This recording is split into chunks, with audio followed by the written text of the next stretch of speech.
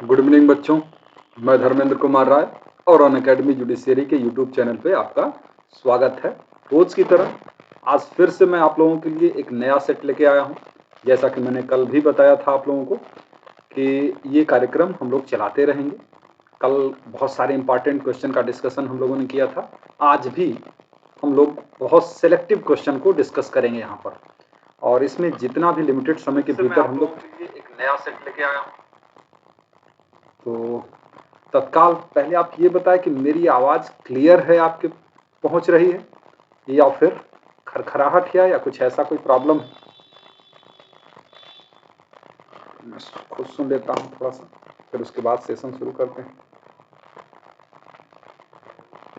तत्काल पहले आप ये बताएं कि मेरी आवाज़ क्लियर है, आपके पहुंच रही है, या फिर खरखराहट है या कुछ ऐसा कोई प्रॉब्लम है। थोड़ा बहुत तो लग रहा है।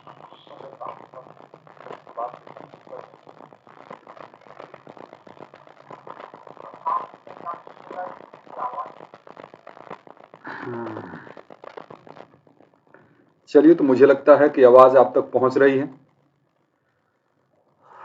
शुरुआत करते हैं। थोड़ा सा अनअकैडमी के बारे में जान लेते हैं।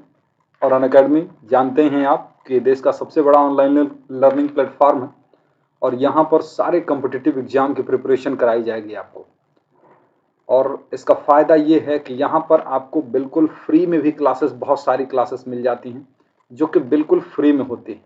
इस क्लास को हम लोग स्पेशल क्लास के रूप में जानते हैं, स्पेशल क्लास के रूप में जानते हैं, जो बिल्कुल फ्री में, इसके लिए किसी सब्सक्रिप्शन की जरूरत नहीं होती है।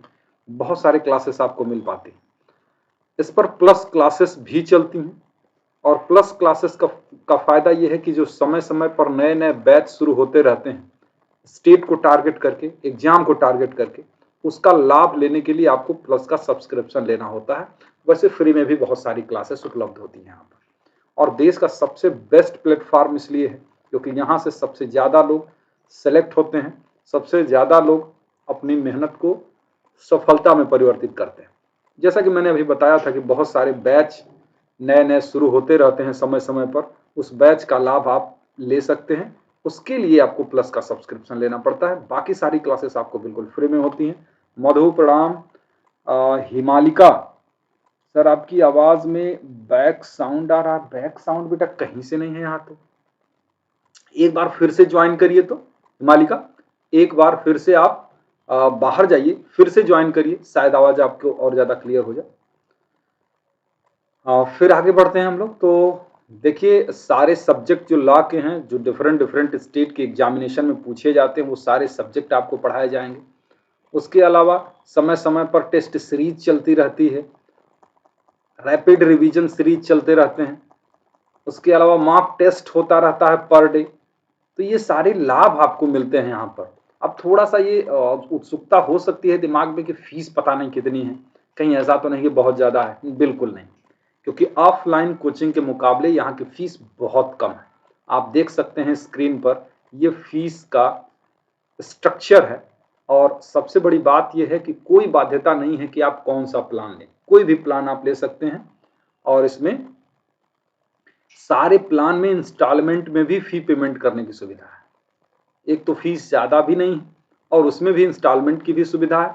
और इतना ही नहीं, अगर इस कोड का प्रयोग आप करेंगे, राय लाइव, RAILIVE, तो ये 10% का तो एडिशनल डिस्काउंट आपको मिल जाएगा। मतलब अगर 30,000 रुपये फीस आप जमा करते हैं और आपकी फीस 30,000 रुपये है, तो सीधे आपका 10% यानी कि 3,000 माइनस हो जाते हैं उसमें। मतलब आपकी फीस केवल 27,000 ही लगेगी। तो इस तरीके से 10% का इसमें भी डिस्काउंट है। और ये अनअकैडमी का यूट्यूब चैनल है जिस पर हम लोग ये लेक्चर देख रहे हैं, अनअकैडमी जुडिशियरी के नाम से। अगर अभी तक आपने इस चैनल को सब्सक्राइब नहीं किया है तो उसको कर लीजिए, ताकि आप लोगों को जब भी कोई लेक्चर इस पर हो तो वो उसकी नोटिफिकेशन आप तक पहुंच जाए। टेलीग्राम चैनल है, इस चैनल से जुड़ने के लिए आप UA जुडिशियरी धर्मेंद्र,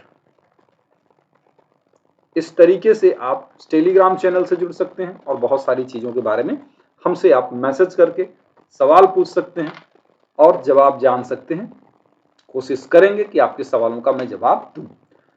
तो ये है मेरा रेफरल कोड जो कि 10% का डिस्काउंट कराता है। एक चीज और मैं बता दूं, ये सिर्फ जुडिशियरी के पर्पज के लिए नहीं, इस कोड का प्रयोग अगर करें तो आप अनअकैडमी के किसी भी कोर्स में अगर एडमिशन लेना हो तो उसमें ये कोड आपको 10% का डिस्काउंट करा ही देता है। चलिए अब आज के क्वेश्चन की शुरुआत करते हैं बिना देर किए, ताकि आप लोगों का समय भी बर्बाद न हो।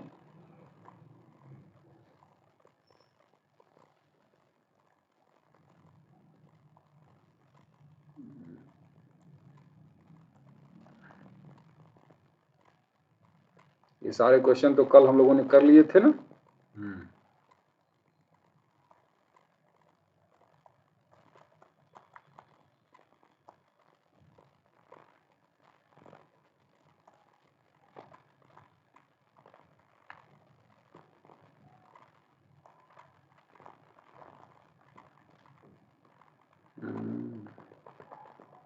ये सारी चीजें हो चुकी थी हम लोगों की।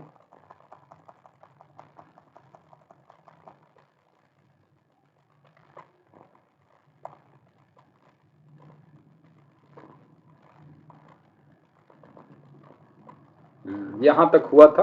अब आगे इससे बढ़ते हैं और आज के क्वेश्चन पर चलते हैं। आज का क्वेश्चन जो है हम लोगों का पहला क्वेश्चन ये है,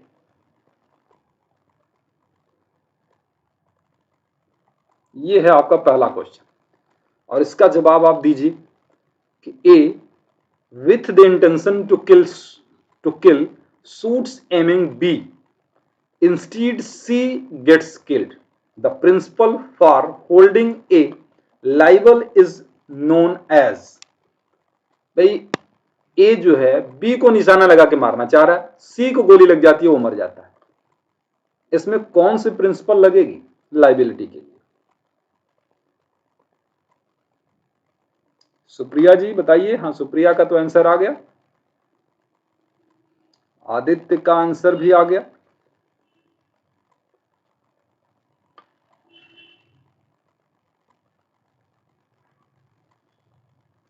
एक चीज और इसमें समझिएगा, कभी कभी क्या होता है ना कि ये सेम इसी तरीके का प्लान होता है और ये पूछ देता है कि कौन से सेक्शन के अंतर्गत पनिशमेंट मिलेगा। समझ रहे हैं ना बात को, कि ए को कौन से सेक्शन के अंतर्गत पनिशमेंट मिलेगा, और बच्चे क्या करते हैं 301 लगा देते हैं। 301 लगा देते हैं, उसमें ऑप्शन में अगर 302 हो, 301 हो, 303 हो, 304 हो, तो कौन सा सेक्शन लगेगा? तो बच्चे क्या करते हैं ना कि सेक्शन 301 लगा देते हैं। अरे 301 में पनिशमेंट नहीं है, 301 में ये डॉक्ट्रिन है कि वो ऐसे ही ट्रीट किया जाएगा जैसे उसने मर्डर किया है ना बच्चों, ऐसे ट्रीट किया जाता है। लेकिन पनिशमेंट अगर आपसे पूछता है तो वो 302 में ही पनिशमेंट है। अब यहीं पे अगर ये पूछता कि कौन से सेक्शन के अंतर्गत उसकी सी की लाइबिलिटी मर्डर के लिए होगी, तो सेक्शन जो होगा 301 होता, पनिशमेंट थोड़ी ना 301 में। ठीक है ना, तो समझिएगा उस चीज को, हमेशा उस ऐसी छोटी मोटी गलतियां ना किया करिएगा। चलिए आगे बढ़ते हैं। फिर मैं सबकी बात नहीं कर रहा हूं, कुछ बच्चों की मैं बात कर रहा हूं। अगला क्वेश्चन। प्रणाम आदित्य प्रसिद्ध, इसका क्वेश्चन का जवाब दीजिए। Z strikes B, B is by this provocation excited to violent rage. A bystander is intending to take advantage of B's rage and to cause him to kill Z, put a knife into B's hand for the purpose B kill Z with the knife, for which offense A is liable। इसमें से कौन सा option आपको लग रहा है? Question समझ में आ रहा है ना कि भाई ए को गुस्सा दिलाया बी ने, उस प्रोवोकेशन के अंतर्गत ए जो है मारने के लिए बढ़ रहा था, सी वहीं पे खड़ा था, सोचा कि काम खत्म करवा दें, इसने इसके हाथ में चाकू पकड़ा दिया और इसने चाकू मार दिया। तो ये इसकी लायबिलिटी क्या होगी? क्या होगी आप लोगों का आंसर? तो सरबनी का ऑप्शन है बी, आदित्य का बी, और बाकी लोग खामोश हैं, पता नहीं क्यों। सुप्रिया का भी ये है। ए की लायबिलिटी पूछ रहा है बच्चों, ए की लायबिलिटी पूछ रहा है। आप जवाब देंगे तब सही रहेगा ना। तो इसका सही ऑप्शन होगा, हाँ ऑप्शन होगा ऑप्शन नंबर बी, यानी कि मर्डर के लिए वो जिम्मेदार होगा। ए ने, अरे इसने ए को पूछ रहा है ना, यानी जिसने चाकू पकड़ाया था वो मर्डर के लिए जिम्मेदार होगा। ये एग्जाम्पल आपको सेक्शन नंबर 38 आईपीसी का पढ़ेंगे तब भी मिलेगा, और आप सेक्शन नंबर 300 पढ़ेंगे तो उसके फर्स्ट एक्सेप्शन में भी मिलेगा। तो यहां पर उसका एग्जाम्पल दोनों जगह मिलेगा, तो वो मर्डर के लिए ही जिम्मेदार होता है। ठीक है, चले। कभी कभी क्या होता है कि इसमें बच्चे, यहां तो ऑप्शन ही नहीं दिया है, एबेटमेंट टू मर्डर ऑप्शन में रहता है, एबेटमेंट टू मर्डर, तो बच्चे एबेटमेंट टू मर्डर के लिए ही लाइबिलिटी ठहराते हैं। गलत है, वो एबेटमेंट टू मर्डर नहीं होता है। आयोग कभी इस आंसर को नहीं माना, क्योंकि सीधे सीधे जब एग्जाम्पल में वो बात लिखी हुई है तो अब कॉमन सेंस नहीं लगाते वहां पर। चलिए अगला क्वेश्चन, जेड, पढ़िए पढ़िए इसको।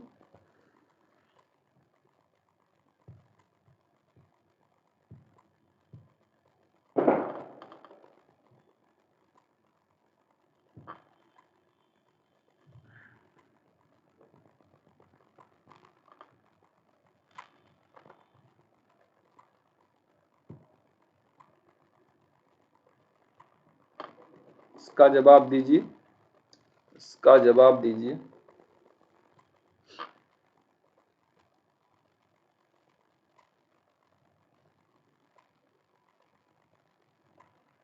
जेड,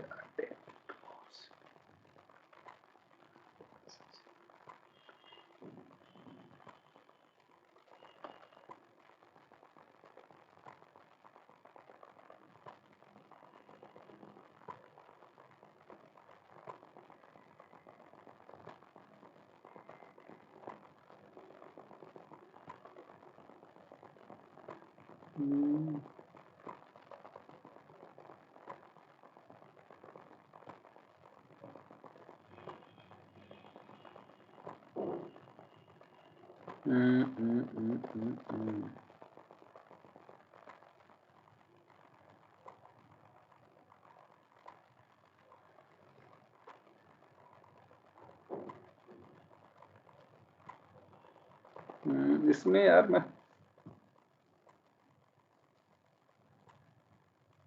एक मिनट में क्वेश्चन पढ़ लेता हूँ। A Z to Harshit A not in such a manner has to cause grievous hurt to A. He draws out a pistol. Jet persist in the shaft. A believe him in good faith.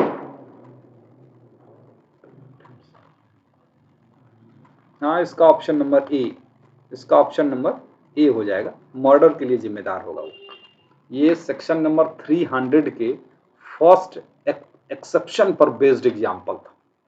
Next question, next question, question number 20 कि A fires a bullet into a bus where unknown to him Y is doing some work and bullet kill Y. A is not guilty of murder or Y because A had not fired intentionally at Y. ये बात क्या है? True है कि partly true है कि false है कि नन ऑफ द अबव? भाई ए जो है झाड़ी के पीछे है, बी उस पर गोली चला देता है, ठीक है, और उसको नहीं पता है कि झाड़ी के पीछे कोई काम कर रहा है और वो उसको गोली लग जाती। क्या इसको उसने कोई अपराध नहीं किया? ये बात सही है ना कि गलत?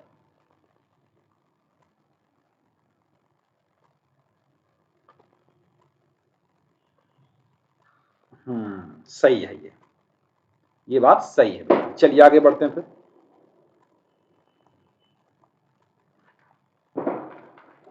अगला क्वेश्चन कर लीजिए जल्दी से। ये है आपका अगला question. A commits house trespass by making a hole through the wall of Z's house and putting his hand through the aperture, for which offense A is liable. भाई छेद कर देता है घर में और अपना हाथ उसमें डाल के ट्रेसपास करता है, उसने कौन सा अपराध किया है?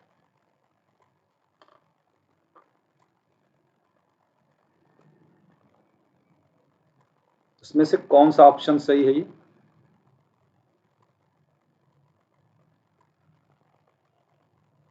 वेरी गुड, वेरी गुड, सही है आपका आंसर। और इसका प्रिया का भी आंसर सही है, अमृता का भी सही है, प्रसिद्ध का भी सही है, हिमालिका का। हिमालिका आप वो बता रहे हो? नहीं बेटा, हिमालिका वो नहीं है। मधु, कीर्ति, उपासना, हाँ बिल्कुल, ये हाउस ब्रेकिंग है ना, हाउस ब्रेकिंग, दीवार में छेद बना के घुसना हाउस ब्रेकिंग। चलिए अगला क्वेश्चन। ऐसा कोई शब्द वहां पे नहीं प्रयोग किया गया था हिमालिका जिसके आधार पर यह दर्शित होता हो कि छिप के घुसने की बात कर रहा है, कि दूसरे लोगों से बच के घुसने की बात कर रहा हो। हाँ, लेकिन इम्प्लाइडली वो में शामिल था, तो वो हाउस ब्रेकिंग में आएगा। For the offence of abduction of person abducted must be, माने कि अपहरण के अपराध के लिए अपहरण किया जाने वाला व्यक्ति कैसा होना चाहिए? माइनर कि मेजर, कि मेजर या माइनर कोई भी हो सकता है, नन ऑफ द अबव। इसमें से कौन सा ऑप्शन सही है? वेरी गुड अभिषेक, हिमालिका, प्रिया, सुप्रिया, अमृता, मधु, सबका आंसर सही है बिल्कुल। एबडक्शन के लिए एज मैटर नहीं करता है, एबडक्शन में माइनर हो सकता है या मेजर हो सकता है। किडनैपिंग में हो सकता है क्या? किडनैपिंग में एज मैटर करता है क्या? हाँ देखिए, किडनैपिंग में जो किडनैपिंग फ्रॉम इंडिया होता है, किडनैपिंग में जो किडनैपिंग फ्रॉम इंडिया होता है उसमें एज मैटर नहीं करती। सेक्शन 360 के अंतर्गत किडनैपिंग फ्रॉम इंडिया में माइनर या मेजर हो सकता है, लेकिन किडनैपिंग फ्रॉम लॉफुल गार्जियनशिप के मामले में एज मैटर करती है, और वो सिर्फ माइनर या अनसाउंड माइंड पर्सन का ही हो सकता है। ठीक है, चलिए अगला क्वेश्चन कर लेते हैं। ये है आपका अगला क्वेश्चन। आपका अगला question, for the purpose of taking cognizance of an offence what period of limitation is prescribed by the court for the offense carrying punishment not exceeding 1 year? अगर किसी मामले में 1 साल से अधिक की जेल नहीं है तो ऐसे मामलों में लिमिटेशन पीरियड कितनी होगी? हाँ प्रिया, हाँ बिल्कुल। तो कितनी होगी? 3 मंथ, 6 मंथ, 1 ईयर कि 3 ईयर? जल्दी से ऑप्शन बताइए, जितना जल्दी आपका रिप्लाई आएगा उतने ज्यादा क्वेश्चन हम लोग कर पाएंगे।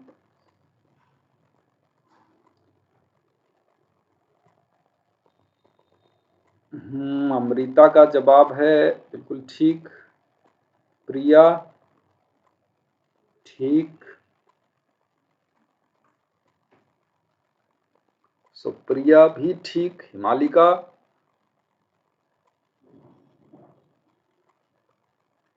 बिल्कुल। ये सीआरपीसी का सेक्शन 468 इसके लिए लिमिटेशन बताता है। सानिया राय डी बता रही, नहीं बेटा डी नहीं होगा ना। 468 इसकी लिमिटेशन बताता है किसी ऑफेंस के संबंध में कि जो फाइन से पनिशेबल है उसकी लिमिटेशन 6 मंथ, जो 0 से लेके 1 ईयर तक के लिए है उसमें 1 ईयर, जो 1 ईयर से लेके 3 ईयर तक है उसमें 3 ईयर, और जो 3 ईयर से ऊपर है उसके लिए नो लिमिटेशन, है ना। तो हम लोगों का मामला यहां था कि नॉट एक्सीडिंग 1 ईयर, तो उसमें लिमिटेशन 1 ईयर होगी, यानी ऑप्शन नंबर 3 सी सही हो जाएगा। ठीक है, हाँ अभिषेक, कीर्ति, उपासना, मधु, सानिया, सानिया। नेक्स्ट क्वेश्चन कर लेते हैं। अगला क्वेश्चन ये है आपका, which one of the following of the code of criminal procedure 1973 authorized to any public officer to arrest any person without an order by a magistrate and without a warrant? LLB में जब आपने प्रवेश लिया होगा, LLB में जब आपने inter किया होगा और जिस दिन आपको सीआरपीसी पढ़ने का मन किया होगा, पहला क्वेश्चन यही याद करता है बच्चा कि पुलिस बिना वारंट के किस धारा के अंतर्गत गिरफ्तार कर सकती है। तो इसका ऑप्शन आप बता दीजिए जल्दी से।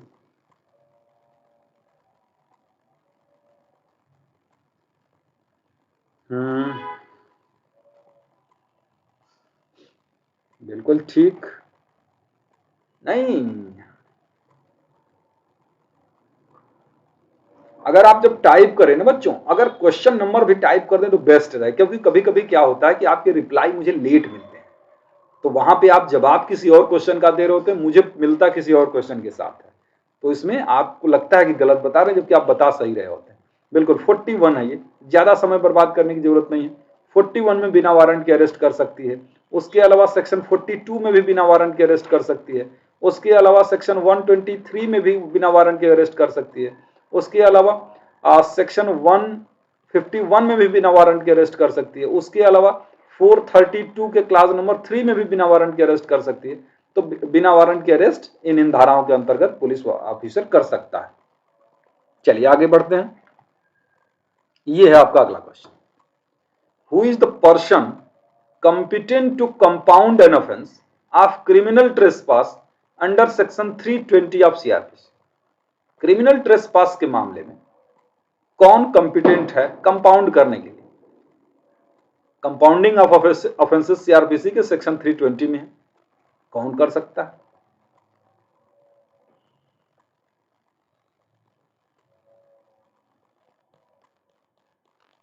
इसमें से आपका आंसर क्या आ रहा है?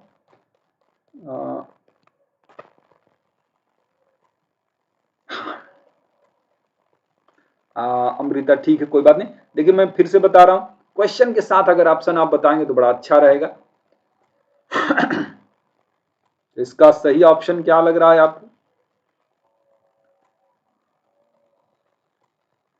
Very good, very good. Amrita, Upasana, Priya, Abhishek, तो आप लोगों के आंसर ये है। सानिया, नहीं बेटा सानिया, नहीं, ये देखिए है ना, ये ऑप्शन नंबर ए सही हो जाएगा। हाँ हिमालिका, बिल्कुल ठीक है आपका, कि पर्सन इन, जिस पर्सन के पोजीशन में वो प्रॉपर्टी है वही ना समझौता करेगा, कौन करेगा, है ना। ट्रेस पास का ऑफेंस ओनरशिप के अगेंस्ट नहीं होता, ये होता है पोजीशन के अगेंस्ट। तो जिसके पोजीशन में वो प्रॉपर्टी है जिसमें ट्रेस पास किया गया है, वो पर्सन उसमें समझौता करेगा। ठीक है, चलिए अगला क्वेश्चन कर लेते हैं कि ये confession made under section 164 of criminal procedure code can be recorded by A magistrate during the course of. भाई सीआरपीसी के सेक्शन 164 के अंतर्गत कन्फेशन रिकॉर्ड किया जाता है मजिस्ट्रेट के द्वारा, और कौन सा मजिस्ट्रेट? Judicial magistrate. तो कब किया जा सकता है, कब किया जा सकता है? During the course of trial, investigation, a trial or an investigation but before the commencement of inquiry and trial। इसमें से आपका आंसर क्या है, जल्दी से बताइए।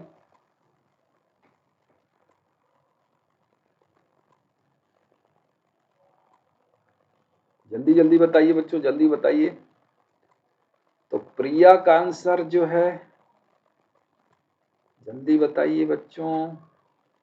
अभिषेक, हिमालिका, अमृता,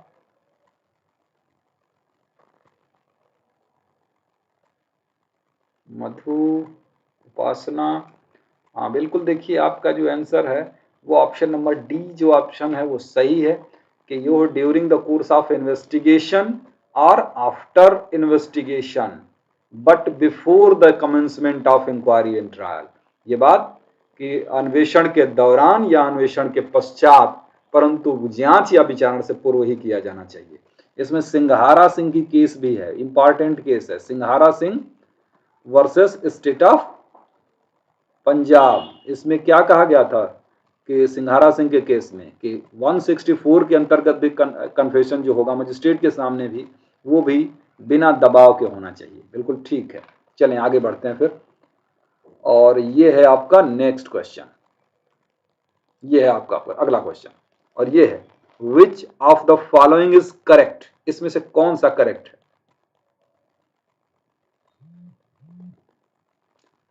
कि de facto complaint victim can file revision against order of acquittal, de facto complainant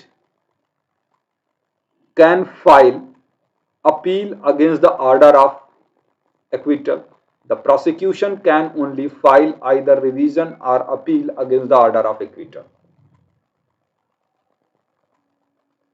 इसका आंसर बताइए।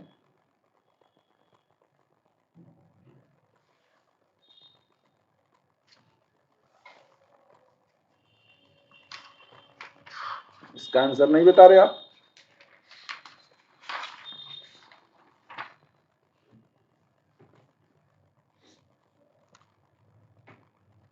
De facto complainant can file an appeal against order of acquittal. Next, ये है आपका अगला क्वेश्चन। अगला क्वेश्चन ये है आपका, under which of the following chapter of CrPC provision for preventive action of police, police निवारक कार्य वाला चैप्टर कौन सा है? ये सीआरपीसी का कौन सा चैप्टर है पुलिस निवारक कार्य? बताइए। मधु, उपासना, आशी। आशी लेट आई हैं लेकिन सारे सवालों के जवाब सही देंगी अब। बिल्कुल ठीक है, आप जल्दी बताएं। उपासना ठीक है। अभिषेक ना बेटा। अमृता, ये चैप्टर नंबर 11 में है। चैप्टर नंबर 11 में है। ये कहता है प्रिवेंटिव एक्शन बाय पुलिस, ठीक है। और ये कहां से कहां तक है? तो सेक्शन 149 से लेके 153 तक है ये प्रोविजन। इसके जस्ट बाद जो 12 नंबर चैप्टर आ जाता है वो एफआईआर और इन्वेस्टिगेशन से संबंधित है ना। Very good. ना बेटा, चलें। समिता, आप अभी एलएलबी कर रहे हो क्या बेटा? सानिया, अभी आप एलएलबी कर रहे हो? आशी, हाँ बिल्कुल, आशी का सही आंसर। चलिए अगला क्वेश्चन कर लेते हैं। The section under CrPC for order of maintenance of wife, ये देखिए सबसे आसान क्वेश्चन सीआरपीसी का है। ये सीआरपीसी के अंतर्गत वाइफ के मेंटेनेंस के संबंध में प्रावधान कहाँ है? ये बहुत आसान क्वेश्चन है, इस पे मैं बहुत ज्यादा जल्दी आगे बढ़ जाऊंगा। और इसका सही ऑप्शन हो जाएगा प्रिया, सारस्वत, आशी, अमृता, उपासना, हिमालिका। आप, मैं जानता हूं ये क्वेश्चन किसी का गलत नहीं होने वाला। सेक्शन नंबर 125 और मेंटेनेंस से संबंधित प्रोविजन चैप्टर की अगर बात करते हैं तो चैप्टर नंबर 9 में होगा। ये 125 से लेकर 128 तक के प्रोविजन मेंटेनेंस से संबंधित है, ठीक है। चलें आगे बढ़ते हैं फिर। और अगला क्वेश्चन है ये, obtaining signature on the confession of the person making the confession under 164 of the CRPC is mandatory, directory, discretionary और option।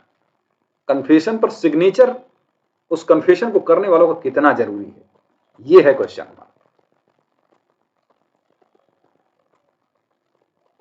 इसका जवाब दें जल्दी।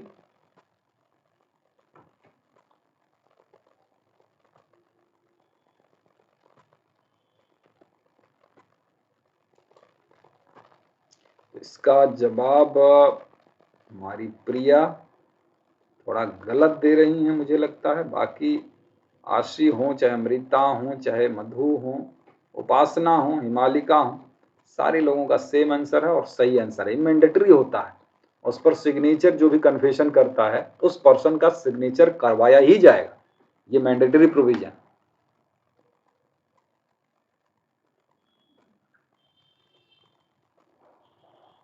अच्छा, एक चीज है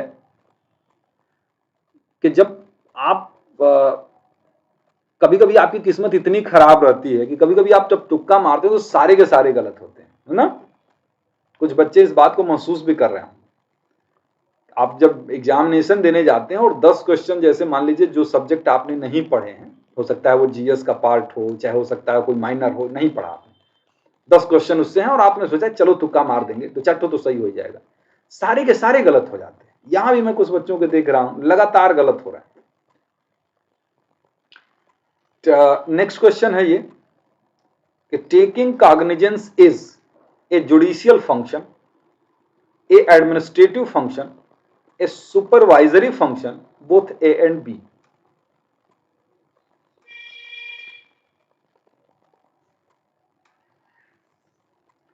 हाँ, एग्जामिनेशन में बड़ी समस्या यही होती है कि कभी कभी हमारा बहुत अच्छा तैयार हो। मैं इसीलिए बच्चों को कहता हूं कि माइनर मत छोड़ के जाइए, आप माइनर एक्ट भी पढ़ के जाइए, क्योंकि कभी कभी क्या होता है कि आप 70 क्वेश्चन जो है मेजर से हैं, उसमें आपने 60 तो कर लिए, 60 सही कर लिए 70 में से, लेकिन ये जो 30 क्वेश्चन थे ना, 30 क्वेश्चन आपने नहीं पढ़ने की वजह से आपने इसमें सिर्फ 10 किए और 20 क्वेश्चन यहां माइनस।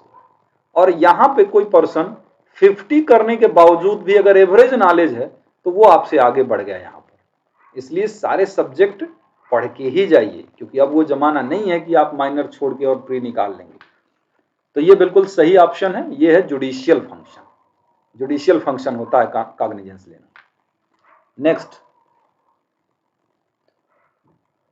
नेक्स्ट है कि the code of criminal procedure 1973 can be amended by. CrPC में अमेंडमेंट कौन कर सकता है? सीआरपीसी में अमेंडमेंट कौन कर सकता है?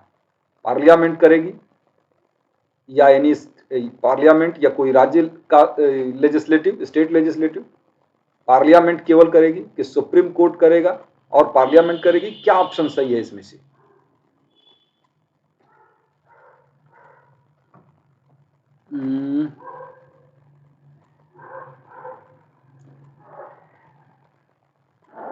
मेरे वीडियो आगे पीछे चल रहा है। कोई बात नहीं बेटा, आप अभिषेक ना लाइव क्लास लेट ज्वाइन करने से कोई प्रॉब्लम नहीं, नेटवर्क का इशू रहता है, ठीक है? तो आप बाहर जाइए, फिर से रीज्वाइन करिए, ठीक है? तो फिर से जब ज्वाइन करेंगे तो आप बिल्कुल सही समय से आ जाएंगे। और इसी वजह से मैं कह रहा हूं कि क्वेश्चन का आंसर दीजिए तो क्वेश्चन का नंबर लिख दिया करिए। वेरी गुड सानिया, इसलिए मैं तुम्हारा नाम ले रहा हूं क्योंकि आपका बहुत देर से आंसर मैं देख रहा हूं तो गलत हो रहा था। बाकी ठीक है। हिमालिका आप नहीं, गलत बता रहे हिमालिका आप, ठीक है। उपासना के आंसर तो, और प्रिया के और मधु के तो सही हैं, प्रिया के सही नहीं है। ये देखिए, पार्लियामेंट और स्टेट लेजिस्लेचर, जब सीआरपीसी की बात हो रही है ना, तो सीआरपीसी जो है वो, चाहे सीपीसी जो है, ये जो है कॉन्करेंट लॉ के, कॉन्करेंट लिस्ट के सब्जेक्ट हैं, माने समवर्ती सूची का विषय होता है। और कॉन्करेंट लिस्ट के जो सब्जेक्ट हैं उसमें स्टेट गवर्नमेंट और पार्लियामेंट दोनों अमेंडमेंट कर सकते हैं। तो इस बात को ध्यान रखिएगा, दो तरीके के क्वेश्चन इसमें आते हैं। एक तो ये कि किस लिस्ट का सब्जेक्ट है, ये कॉन्करेंट लिस्ट है, और अमेंडमेंट कौन करेगा? जब कॉन्करेंट है तो पार्लियामेंट भी कर सकती है और स्टेट लेजिस्लेचर भी कर सकता है। ठीक, चलिए अगला क्वेश्चन ले लेते हैं।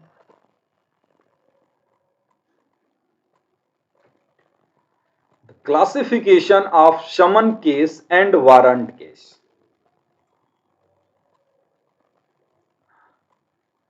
समन केस और warrant case help in determining the trial procedure to be adopted, help to decide the question of issuance of process to be accused, helps the determining the investigation procedure to be adopted। इसमें से क्या सही है?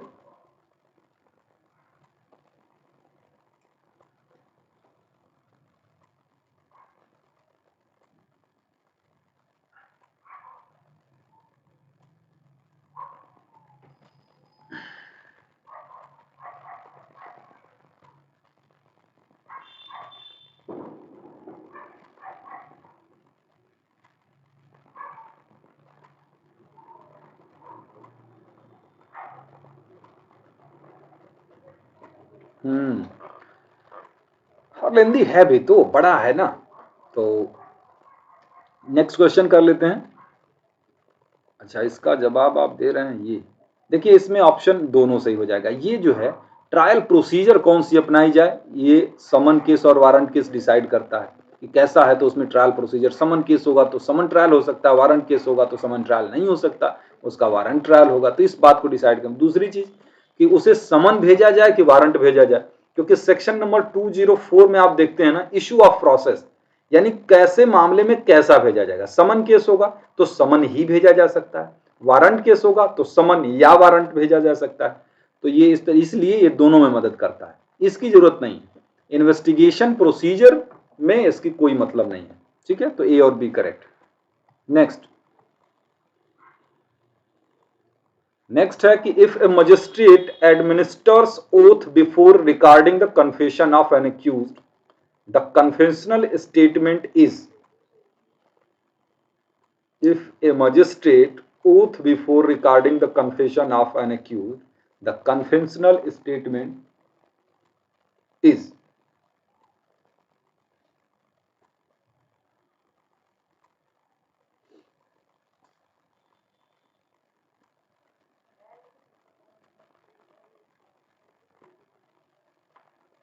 बताइए इसका बच्चों क्या होगा।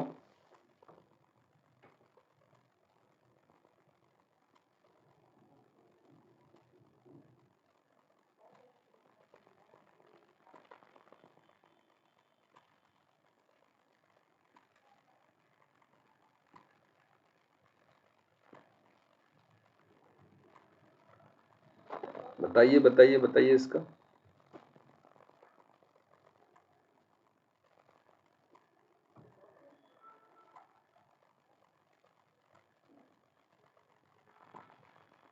चलिए ठीक है, ठीक, आगे बढ़ जाओ फिर। नेक्स्ट क्वेश्चन ये कर लीजिए। For taking cognizance of an offence committed by a public servant while acting in the discharge of his official duty, the essential requirement of, यानी कोई पब्लिक सर्वेंट है, पब्लिक ड्यूटी को डिस्चार्ज करने में अगर कोई ऑफेंस हो जाता है तो उसके लिए क्या फॉर्मेलिटी होनी चाहिए, इसमें क्या फॉर्मेलिटी होनी चाहिए।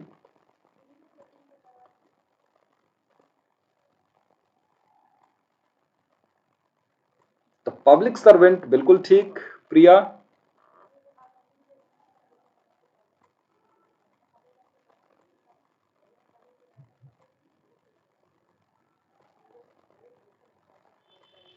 चलिए आप लोगों का आंसर बिल्कुल सही है।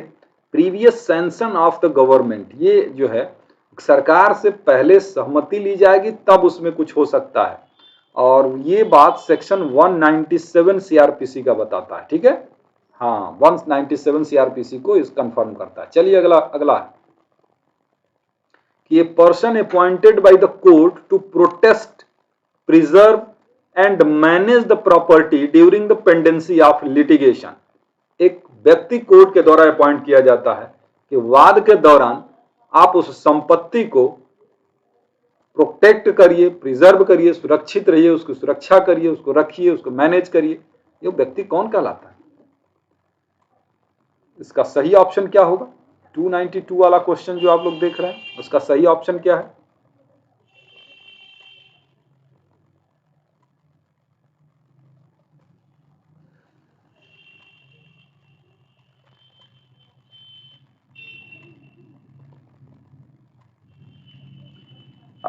चलिए मैं बता दूं, मैं बता देता हूं इसका आंसर। प्रिया नहीं बेटा, हम जानते हैं, हम जानते थे कि गलती आप यहीं पे करें।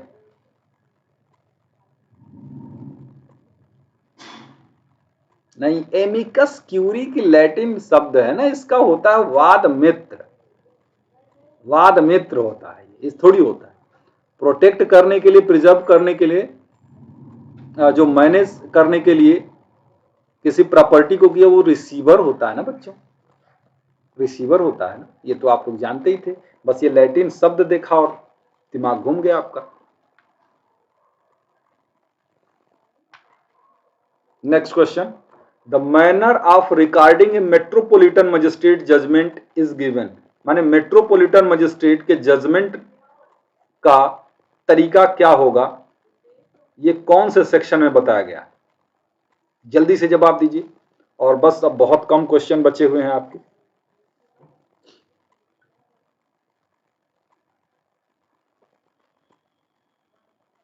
हाँ अमृता ऑर्डर नंबर 40 में है सीपीसी में। ये हम सीआरपीसी का क्वेश्चन सॉल्व कर रहे हैं ना, तो सीआरपीसी में भी बहुत जगह है। अगर एग्जाम्पल लें तो सेक्शन 146 जो है सीआरपीसी का, कि अगर किसी प्रॉपर्टी के पोजीशन को लेकर डिस्प्यूट रहता है तो ऐसी स्थिति में उस प्रॉपर्टी को अटैच कर लेता है एग्जीक्यूटिव मजिस्ट्रेट और रिसीवर अपॉइंट कर देता है। बात समझ में आई बात? तो वही तो है कि प्रॉपर्टी के रख रखाव के लिए रिसीवर अपॉइंट होता है। इसमें क्वेश्चन का आंसर आप दे रहे हैं, हिमालिका का आंसर है, ठीक है, मधु का आंसर है, सानिया का आंसर है, और इसका सही ऑप्शन है ऑप्शन नंबर डी, सेक्शन 355 है मेट्रोपॉलिटन मजिस्ट्रेट का जजमेंट जो है। नेक्स्ट क्वेश्चन, ये है आपका अगला क्वेश्चन, पढ़िए। चूज द रॉन्ग स्टेटमेंट, ये देखिएगा गलत स्टेटमेंट चुनना है, wrong statement in the summary trial. Summary trial के संबंध में यानी संक्षिप्त विचार के संबंध में गलत स्टेटमेंट क्या है, इसमें से पढ़िए।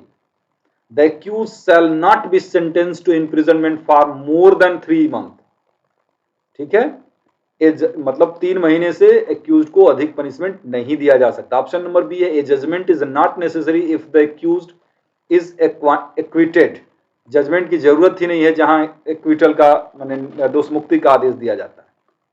The magistrate shall record only the substance of the evidence, magistrate केवल साक्ष्यों का सार अभिलिखित करेगा। The magistrate shall briefly state the reason of his finding. बिल्कुल, जयश्री श्रीवास्तव नमस्ते बेटा।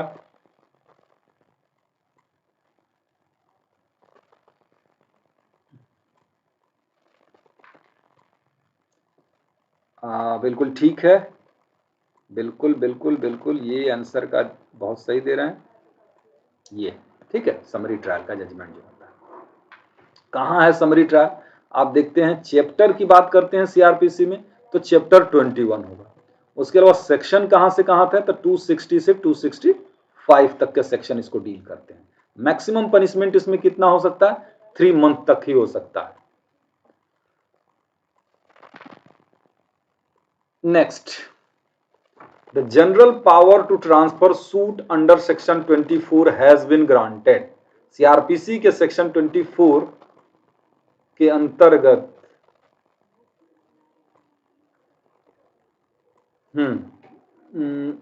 सामान्य शक्ति किसके पास है ट्रांसफर करने की?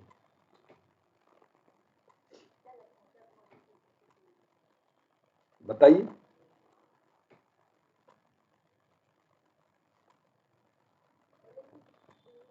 अरे नहीं बच्चों, नहीं बच्चों, ये हम सीपीसी या सीआरपीसी बोलिए, ये सीपीसी की बात हम लोग कर रहे हैं। सीपीसी के कौन से सेक्शन में? हाँ बिल्कुल सही है, आंसर है आपका। ये हाई कोर्ट की पावर और डिस्ट्रिक्ट कोर्ट की पावर, दोनों की पावर है 24 में ट्रांसफर करने की। और 25 में जो बात है ना, वो सुप्रीम कोर्ट की पावर। और ये 24 के अंतर्गत जो केस के ट्रांसफर करने की बात है, हाई कोर्ट और डिस्ट्रिक्ट कोर्ट एप्लीकेशन पर भी कर सकता है और सुओ मोटो भी कर सकता है। 25 में है कि वो सुओ मोटो नहीं कर सकता, एप्लीकेशन दिया जाएगा तभी करेगा, ठीक है। तो ये ऑप्शन नंबर ये सही हो जाएगा। नेक्स्ट क्वेश्चन, नेक्स्ट सेम हो गया। Injunction is granted under which provision of the civil procedure code. Injunction जानते हैं ना, ब्यादेश। ब्यादेश किस प्रोविजन के अंतर्गत जारी होता है सीपीसी में? ब्यादेश किस प्रावधान के अंतर्गत जारी होता है, ये जल्दी से बताइए।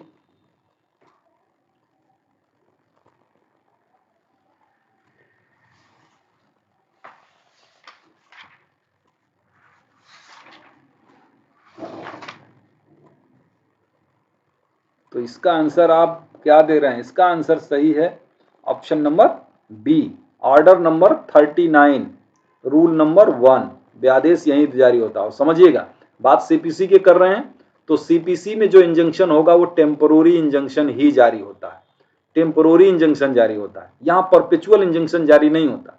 तो परपेचुअल इंजंक्शन कहां जारी होता है? वो होता है एसआरए से। ठीक है, एसआरए के अंतर्गत परपेचुअल इंजंक्शन जारी होता है। नेक्स्ट क्वेश्चन कर लीजिए।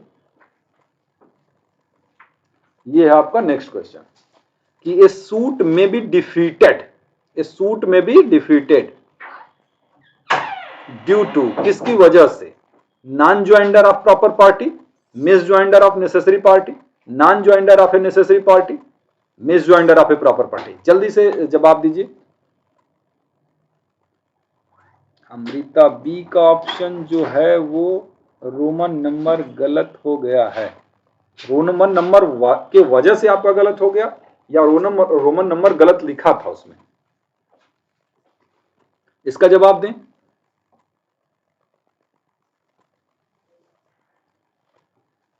इसका जवाब दीजिए, कौन सा ऑप्शन सही है?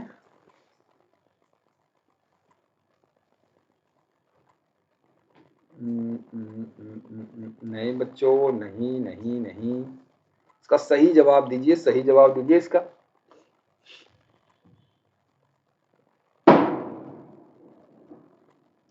इसका सही जवाब है, अच्छा, इसका सही जवाब है non joinder of necessary party. दो तरीके की पार्टी होती है, जानते हैं आप, नेसेसरी पार्टी होती है और प्रॉपर पार्टी होती है। नेसेसरी प्रॉपर्टी नाम से ही लग रहा है इसको होना जरूरी है। प्रॉपर पार्टी का मतलब उचित पक्षकार, यानी हो रहेंगे तो ठीक ही रहेगा, लेकिन नहीं भी रहेंगे तो भी बहुत दिक्कत नहीं होगी। तो non joinder of necessary party यानी कि जिसको शामिल होना चाहिए सूट में, अगर उसी को शामिल नहीं किया जाएगा तो सूट क्या हो जाएगा? डिफीट हो जाएगा। और प्रोविजन हम नहीं बता रहे हैं, ये सीपीसी बताता है, ऑर्डर नंबर 1 का रूल नंबर 9 इसका परिणाम बताता है। इतना ही नहीं बल्कि सेक्शन नंबर 99 भी सीपीसी का यही बात बताता है कि non joinder of a necessary party, ये प्रोविजो है रूल नंबर 9 का और सेक्शन नंबर 99 का।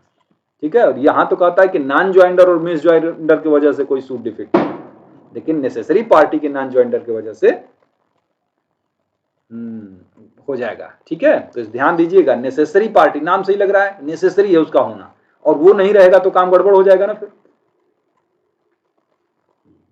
Next, a witness who has already been examined can be recall under order 18 rule 17। मतलब एक साक्षी है जिसकी परीक्षा की जा चुकी है, क्या फिर से उसको बुलाया जा सकता है?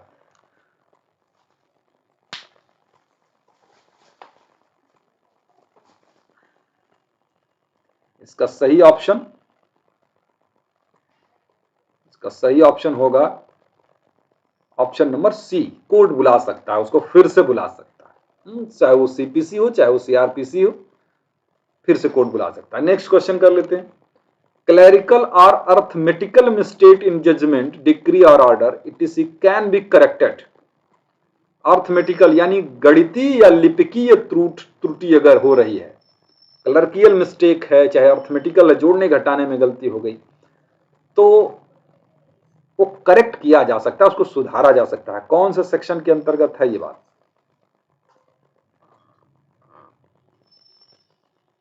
मैं, अगर आप लोगों की इच्छा होगी तो कल और परसों और नरसों अगले 3 दिनों तक मैं इसी तरीके से ऑब्जेक्टिव सॉल्व कराता रहूंगा। आप चाहेंगे तो मैं हिंदी भी एक आध दिन बीच में करा दूंगा। तो क्लरिकल और arithmetical mistake in judgment, decree और ऑर्डर कैन बी करेक्ट, ये आप देखेंगे सेक्शन नंबर 152, इसी में होता है। अब आप इसके जनरल रूल कहाँ है, सामान्य रूल कहाँ है कि भाई एक बार जजमेंट पर सिग्नेचर करने के बाद उसमें कोई बदलाव नहीं हो, ये प्रोविजन आपको मिलेगा ऑर्डर नंबर 20 के रूल नंबर 3 में। ऑर्डर नंबर 20 के रूल नंबर 3 में बताया गया है कि एक बार सिग्नेचर हो जाएगा तो उसमें कोई बदलाव नहीं होगा, लेकिन इसका एक्सेप्शन हो जाता है 152। चलिए आगे बढ़ते हैं फिर। Next, a suit for damages for breach of contract can be filed at a place।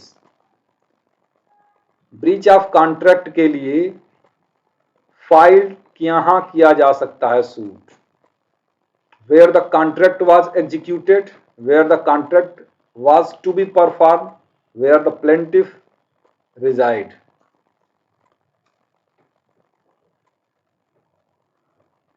इसका सही ऑप्शन क्या हो जाएगा, आप जानते ही हैं। हाँ बिल्कुल, इसका सही ऑप्शन हो जाएगा option number D. Next question कर लेते हैं। ये केस छोड़ दीजिएगा, ये बता दीजिए। ये है आपका अगला क्वेश्चन, करिए। Any relief claimed in the plaint, any relief claimed in the plaint which is not expressly granted by the decree shall for the purposes of this section be deemed to have been refused। मतलब plaint में जो मांगा गया उस relief को grant नहीं किया गया, तो प्रिज्यूम क्या किया जाएगा कि उसे देने से इनकार कर दिया गया है, रिफ्यूज कर दिया गया है। This provision is incorporated in, ये प्रोविजन कहां है सीपीसी में, यहां पे आप जोड़ लीजिएगा, यहां पे 4th और यहां पे ऐसे कर लीजिएगा 2 3 4 5, किस एक्सप्लेनेशन में है सेक्शन 11 के।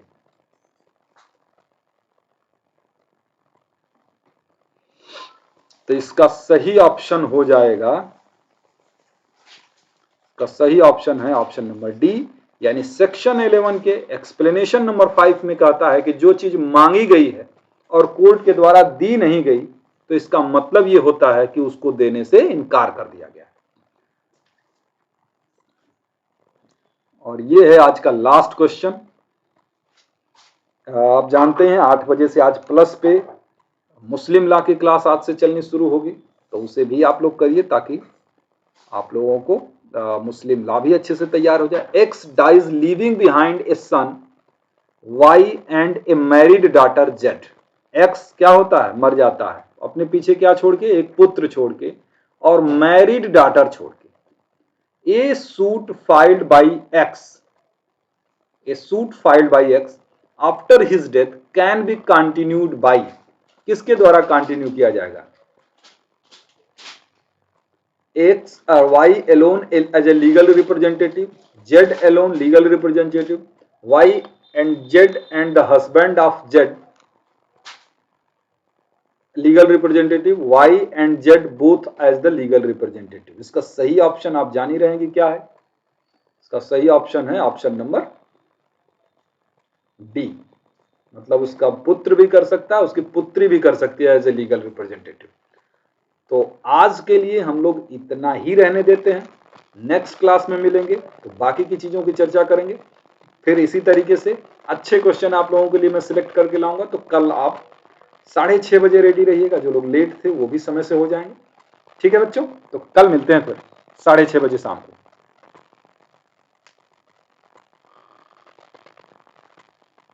बिल्कुल कल मैं करा देता हूं, कोशिश करता हूं कि आपके हिसाब से मैं आप ये मेजर एक्ट हो गए, आप थोड़े माइनर कर देते हैं, टीपीए वगैरह कर लेंगे। ठीक है,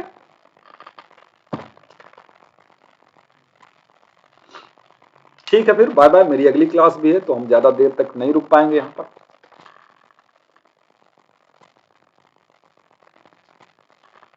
बाय बाय।